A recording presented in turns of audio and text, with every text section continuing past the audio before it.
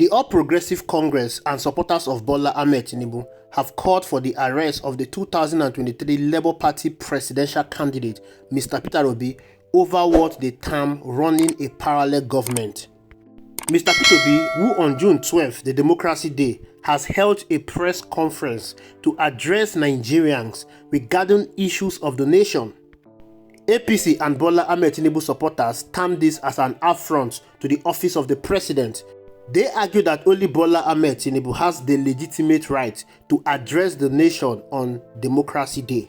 Before we listen to Mr. Peter Obi Democracy speech that is causing all this outrage, you need to understand that they are not angry because Mr. Peter Obi held a press conference. They are just angry because of the content of what he said on the Democracy Day. Ever since the last election was done and dusted, Mr. Peter Obi has asserted himself as the main opposition politician in Nigeria. He has been criticizing the politics of Bola Ahmed Tinubu, not just at criticizing, but he has been exposing the rot in this administration. Mr. Peter Obi has been able to expose what governance is all about to the ordinary people. Mr. Peter Obi has been able to let Nigerians understand what they need to demand from their government. And this is what is making APC and Bola Ahmed Tinubu to fret. They don't want Nigerians to understand what good governance is all about. They don't want Nigerians to demand good governance from them. They just want to rule according to their own dictate, not according to the norms and dictates of democracy. So when you look at the speech of Mr. Peter Obi on Democracy Day, Mr. Peter Obi touched on the issues of the nation. For instance, Mr. Peter Obi talked about the debt crisis in Nigeria. You need to understand that Nigeria is currently in huge debt. And Bola Ahmed Tinubu, the president, in 2 years, according to what Mr. Peter Obi said, has borrowed more money than Yar'Adua, Goodluck Ebele Jonathan, and President Muhammadu Buhari combined. That is catastrophic. Mr. Peter Obi also highlighted the collapse of healthcare, collapse of education. He equally talked about the glitches that we experience in JAM. If Nigerians truly want redemption, if they truly want to break away from APC, the Democracy Day speech of Mr. Peter Obi will make them angry, because that is an expository speech. That is what the government do not want Nigerians to understand. That is what the government do not want Nigerians to know. All we are practicing so far is not democracy, because I don't understand how President Bola Ahmed Tinubu will suspend the usual Democracy Day speech and go to the National Assembly to hold his Democracy Day speech, and on that same day, the national anthem was suspended. The national anthem was not sung. That is the custom, to sing the national anthem whenever the president wants to make an inaugural speech. But rather, they all stood up and sang the president's election campaign song, "On Your Mandate We Shall Stand." This is not acceptable. This is not a democracy.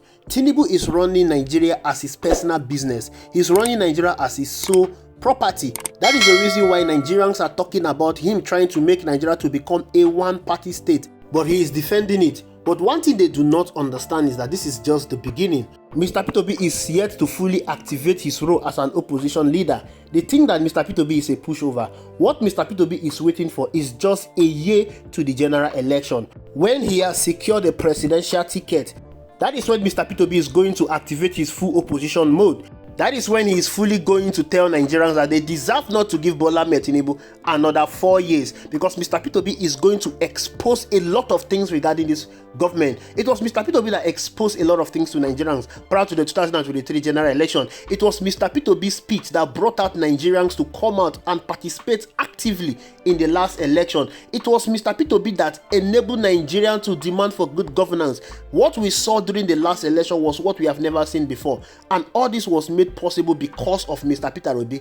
It was a bit difficult for Mr. Peter Obi in 2023 because he was just coming from PDP to the Labour Party, and the person that has destroyed Nigeria was not on the ballot. It was a new face, Bola Ahmed Tinubu, whom some people claim built Lagos. Having experienced Bola Ahmed Tinubu for 4 years, it will be very easier to demarcate him. It will be very easier to campaign against him. It will be very easier to tell Nigerians why they need not to vote for him, because Bola Ahmed Tinubu has exposed himself to Nigerians.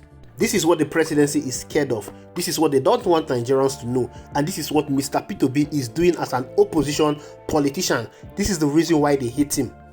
But it's quite unfortunate for them because they cannot do anything to stop Mr. Peter Obi. Thank you for watching. I'll see you in the next video. Today, June 12, is slated as Democracy Day. Most unfortunately, in our present state, our dear country, Nigeria, cannot be justifiably classified as a democratic country.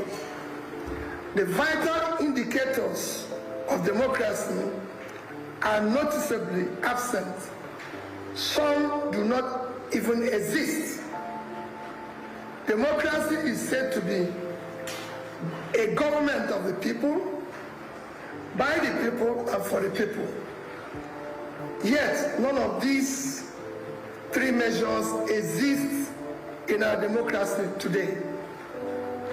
Rules, regulations, requirements to participate in election or be elected for are not followed. Consequently, people who are not qualified and ought to be ab initio be disqualified are now holding public offices. As we mark June 12, a day symbolizing the struggle for true democracy in Nigeria, it is deeply troubling that under the present administration, in a short span of 2 years, our nation has witnessed a broad erosion of democratic principles. There has been a corresponding decline in security and the quality of life for millions of Nigerians. We have traversed from rigged elections to collapsing social service, from soaring poverty to rising corruption, and from seemingly stable economy to perilous economy.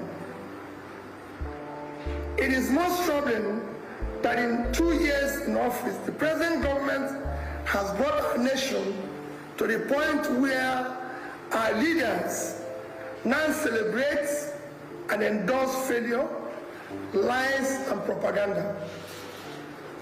The government today, rather than show genuine accountability and measurable progress, focuses on manipulating the narratives, gaslighting the public, shifting blame, and weaponizing governance. Meanwhile, Nigerians live in a worsening and worrisome insecurity, widespread corruption, hunger, and general despondency. There are no clear benchmarks for measuring tangible development as we continue to witness the collapse of key indicators like education, healthcare, and poverty alleviation, which are the parameters for measuring national progress. Simple comparison of what has happened in the past 2 years now relies on propaganda and misinformation to mark misgovernance. Our country today can best be described as a nation declining fast in all its facets. The security of life and property has worsened, and the rule of law is virtually non-existent. These are verifiable facts. On May 29, 2023, when this government was sworn in to office, Nigerian gross domestic product, GDP, was $364 billion.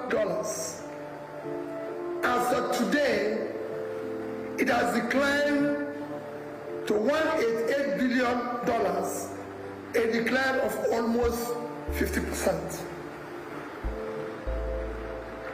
Nigerian per capita income was $1,640 as at May 2023. Today, it has dropped to about $835, a devastating decline of about 50%. Nigerians living in poverty have increased from 38.9% to 54%. Within this period, 129 million Nigerians now live below poverty line. The World Bank recent report stated that 75% of Nigerians in rural areas now live below poverty, and the situation is even more in urban areas. Our education sector has deteriorated significantly. Today we have 18.3 million children out of school, the highest in the world. The quality of education has deteriorated. Our children are now being taught science without science lab and computer without computers. They are now taking exams in darkness with candles. There's not even glitches in the exams. Health services have worsened drastically. The National Primary Health Care Development Agency declared that less than 20% of over 30,000 primary health care centers across the nation are functional. I've even recently visited some where there are delivery rooms without toilets.